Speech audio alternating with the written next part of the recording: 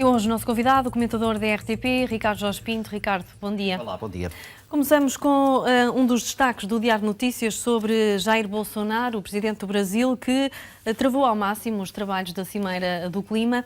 Ainda assim, há concordância para aplicar o Acordo de Paris, que visa limitar a temperatura global média abaixo dos 2 graus Celsius. Sim, parece ter havido aqui alguns avanços nesta reunião na Polónia, mas também alguns recuos. E recuos que vieram, não de forma surpreendente, eu diria até que era muito expectável, de um daqueles que será naturalmente um aliado de Donald Trump, na consideração de que se há a haver aqui algum exagero relativamente a estas medidas de proteção do ambiente, que é o futuro presidente do Brasil, e digo futuro porque ainda não tomou posse, Jair Bolsonaro.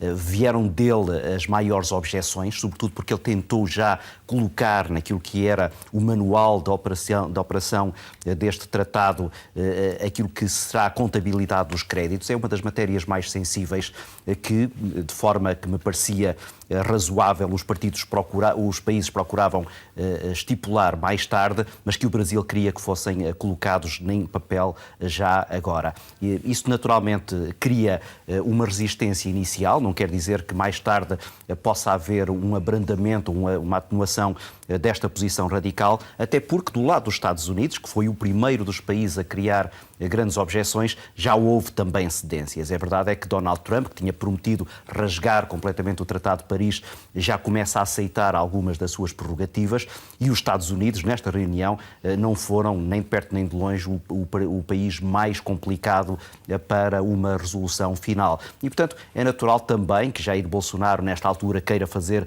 alguma posição de força.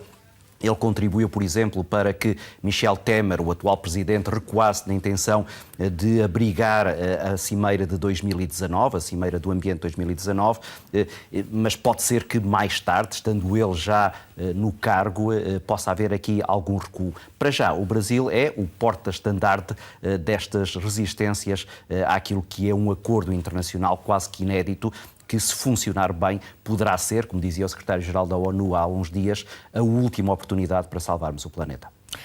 Um dos destaques do Público, agora sim, vamos ao Diário de Notícias para uma entrevista da Ministra da Saúde e a nova lei de base está a levantar polémica por privilegiar o Serviço Nacional de Saúde, portanto o público, em detrimento do privado.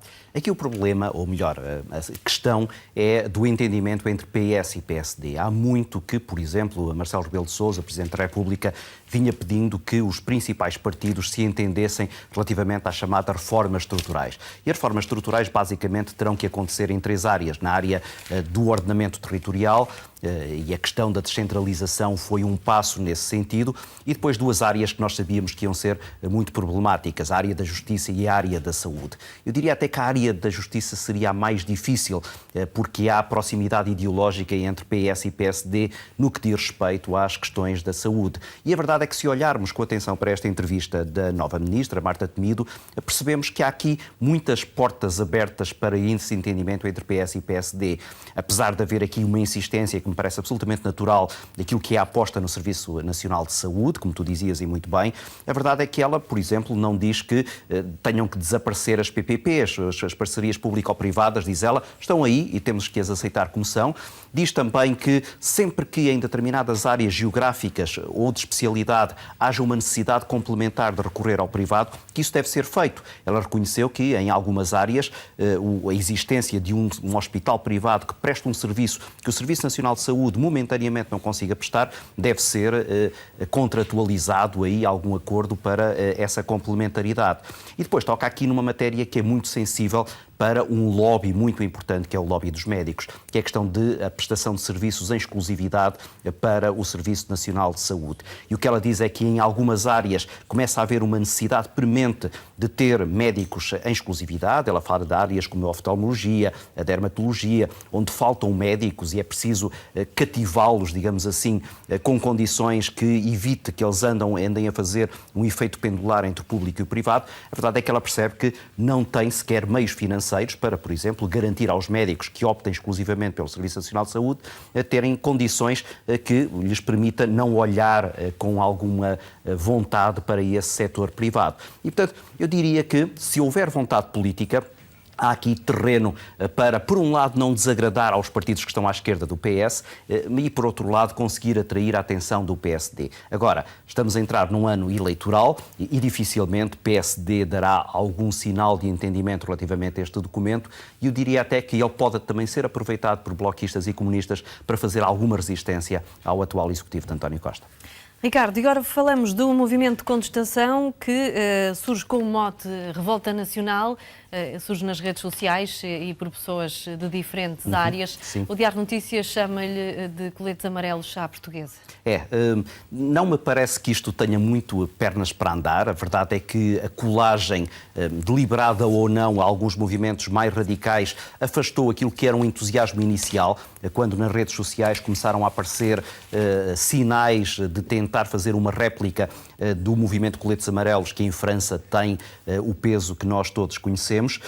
A verdade é que as polícias nacionais, o SIS, a Polícia Judiciária, têm estado a investigar esta questão de perto, dando-lhe alguma atenção, mas reconhecendo também que a verdade é que, por causa dessas ligações mais extremistas, que os organizadores dizem que não é responsabilidade deles, há aqui uma declaração de um dos organizadores a dizer que o PNR está a tentar, que é o Partido Nacional Renovador, está a tentar aproveitar-se desta situação para cativar alguma simpatia para o seu movimento. A verdade é que eu diria que o movimento acaba por ficar prejudicado por essa mesma ligação a estes movimentos extremistas. Agora, eu não descartaria completamente esta questão, seja ela através deste movimento ou de outros. A verdade é que começamos a notar um pouco por toda a Europa um enorme descontentamento relativamente à posição que os governos têm relativamente às questões de taxas, de impostos sobre os produtos energéticos. Isso aconteceu em França inicialmente, começa agora a prolongar-se para a Alemanha. Os alemães estão extremamente desagradados com aquilo que é um aumento de cerca de 9% na gasolina, em tudo aquilo que são produtos energéticos. E isso a qualquer momento pode também explodir. E se explode também na Alemanha e se começa a arrastar-se para outros países, como a Itália, por exemplo, onde o governo está a tentar criar uma taxa para aumentar o preço dos automóveis, se isso começa a expandir-se, eu diria que poderemos ter aqui um problema social muito grave no próximo ano, à volta daquele que foi, na verdade, o tema inicial desta contestação dos coletes amarelos em França. Ricardo, obrigada. Obrigado. Um bom domingo.